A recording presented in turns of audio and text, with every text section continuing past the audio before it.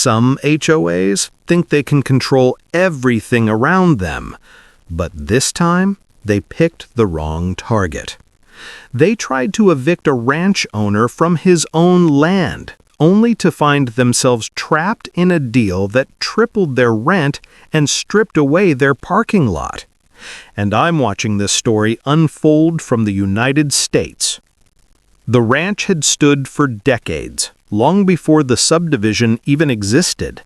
It was wide, open land, with a house set back from the road, barns that showed the marks of hard work, and fences that stretched farther than the eye could see. For the family that lived there, the ranch wasn't just property. It was their history, their livelihood, and their home.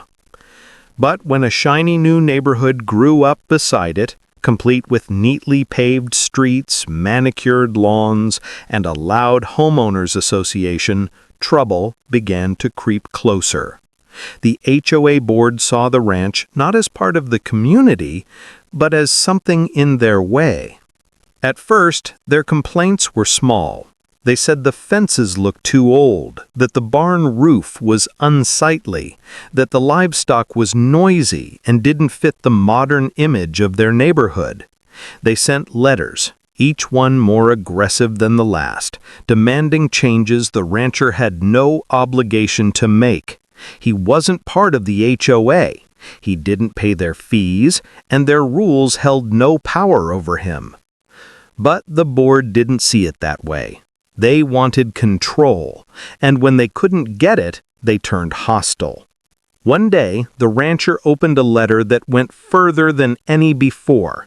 The HOA announced they were filing for his removal, claiming that the ranch was damaging community value and out of place. To anyone else, it might have sounded laughable. To the rancher, it was insulting. This was his land, protected by legal records that stretched back long before the HOA ever existed. The board thought they were clever, but they hadn't done their homework. The rancher pulled out old paperwork, the kind most people would have long forgotten about. In those documents, he found something the HOA depended on but had overlooked.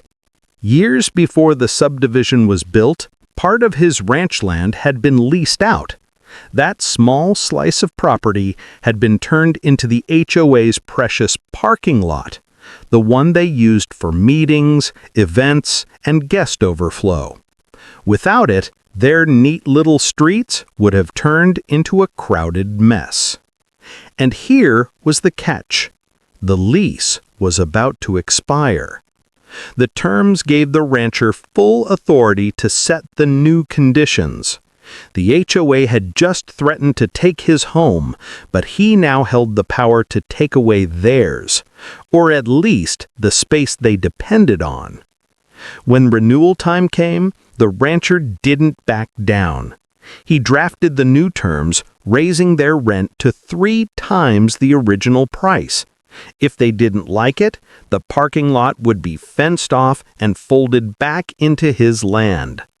The HOA board was furious. They ranted, they argued, they tried to intimidate him with letters and threats.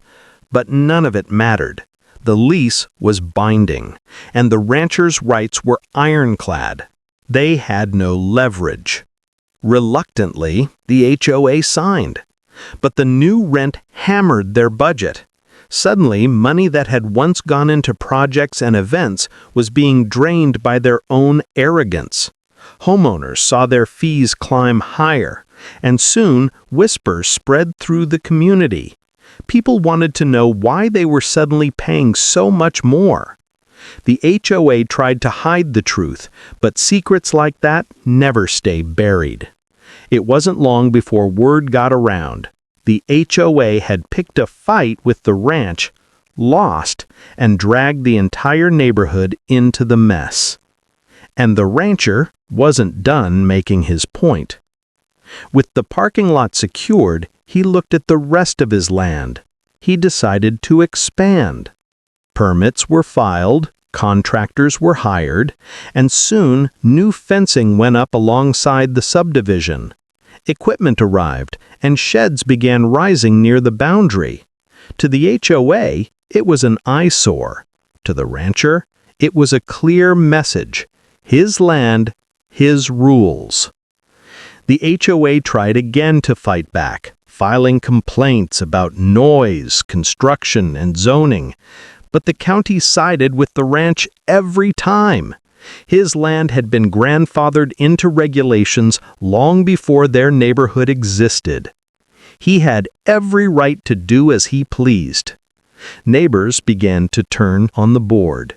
At the next meeting, homeowners demanded answers. Why had their fees gone up? Why was the HOA at war with someone who wasn't even part of their community? The board tried to spin the story, painting the rancher as unreasonable. But residents weren't fooled. They saw the truth. Their board had picked the fight, and now they were all paying for it. One by one, board members started stepping down. Some resigned under pressure. Others simply walked away. The once powerful HOA was left fractured, its reputation destroyed. And through it all, the ranch stood untouched, stronger than ever. The parking lot remained, but it was no longer theirs to claim. It was his, a steady source of income that reminded them every month of their mistake. Their attempt to push him out had only tightened his grip. For the rancher, it wasn't just about money. It was about respect. They had tried to erase his home, to strip him of land that had belonged to his family long before their tidy streets appeared. Instead, he taught them a lesson. Power doesn't always lie in meetings, fines, and rules. Sometimes it lies in the old papers nobody bothers to read until it's too late. The ranch became a symbol. Neighbors who once complained about it now admired the strength it represented. It was proof that the HOA didn't control everything, that sometimes the little guy, or in this case, the man with the ranch, could fight back and win. The board had wanted him gone. Instead, they ended up paying triple for the privilege of keeping what was never theirs in the first place. What started as an eviction attempt ended in humiliation for the HOA, higher dues for their members, and a parking lot that was no longer theirs to claim. The ranch remained untouchable, while the association that tried to destroy it crumbled under its own arrogance. And through it all, the rancher never wavered. His home stayed his land stayed strong, and his victory became a story whispered in every neighborhood where HOAs thought they ruled without question. If you enjoyed this story, make sure to like the video, subscribe, and hit the bell so you don't miss the next one.